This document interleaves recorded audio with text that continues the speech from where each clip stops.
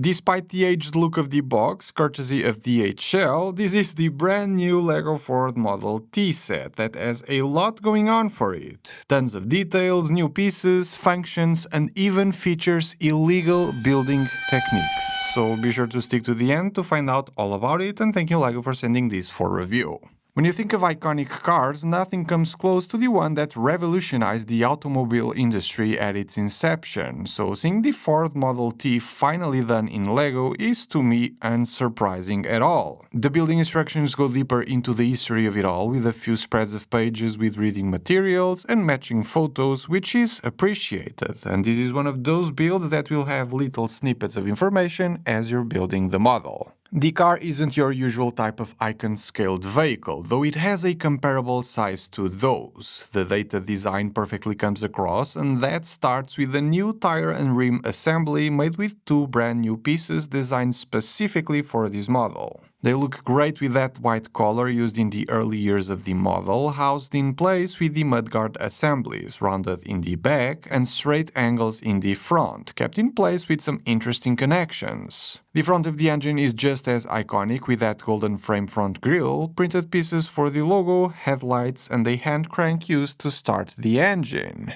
This here isn't just for show, as if you open the engine covers, you'll see that the crank actually turns a propeller inside via a LEGO rubber band. The 4-cylinder engine is fairly detailed too, different on both sides like the original, and on the left side you even have an assembly using the sextant piece for the car's horn. Moving up a bit, there's the Ford side lamps, and yet another new piece of this set. These dual molded glass panes form the windshield that I find to be really fascinating somehow, and like the real car, the top one can be folded back.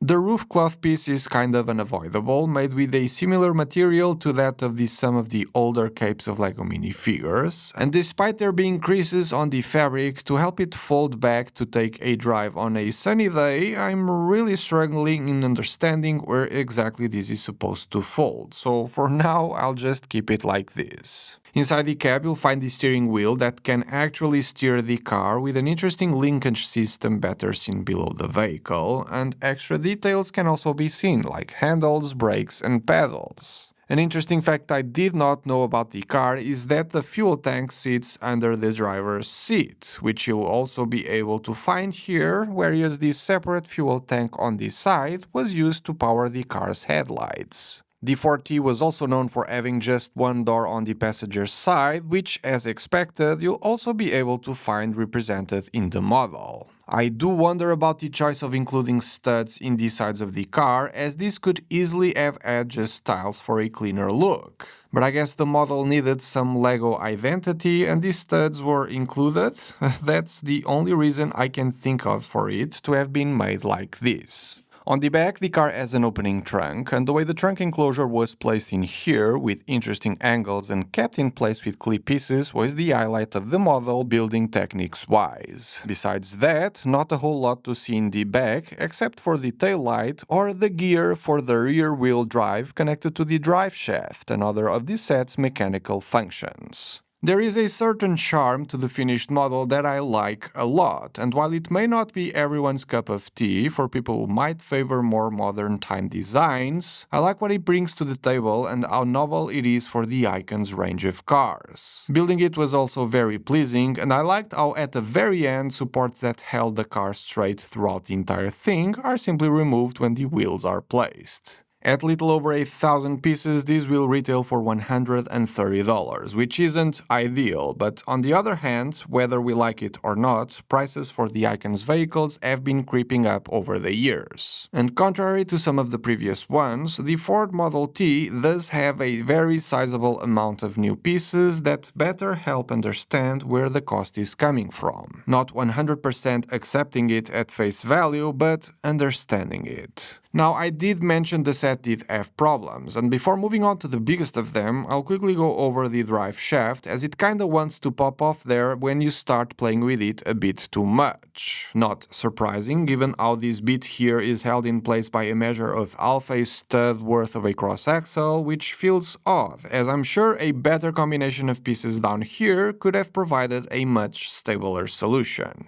The biggest issue of them all is, to me, the inclusion of an illegal building technique on a standard retail product. From my experience as a model designer for the LEGO Group in the past, there were guidelines that specifically stated that stressing the elements beyond what they were designed to do in the first place was a major red flag and something that could never pass in a product. On the 4T specifically, from step number 167 on the building instructions onward, we are tasked with building something that looks exactly like this, an assembly with headlight bricks, where we then need to place a few more on the back of the initial ones and then start adding pieces on top to finally lock it all in place. But to do so, you really need to push hard to jam the pieces together. The issue with this is that the headlight brick, due to its side stud, does not have the same width as a regular brick does, so when trying to place one against a flat surface and then locking it all together, the pieces will be under incredible stress, to the point where you can actually see them wanting to come apart. This over time could lead to permanent damage on the bricks, which to my understanding, and going back to everything I learned while working for the LEGO Group, supposedly was a big no-no. Maybe things have changed over the last couple years, and this was greenlit under LEGO's strict guidelines and quality control, so there's that. That does not change the fact that the LEGO 4T is a neat model at the end of the day, and if these issues I'm bringing up are indeed true issues, they'll get fixed eventually.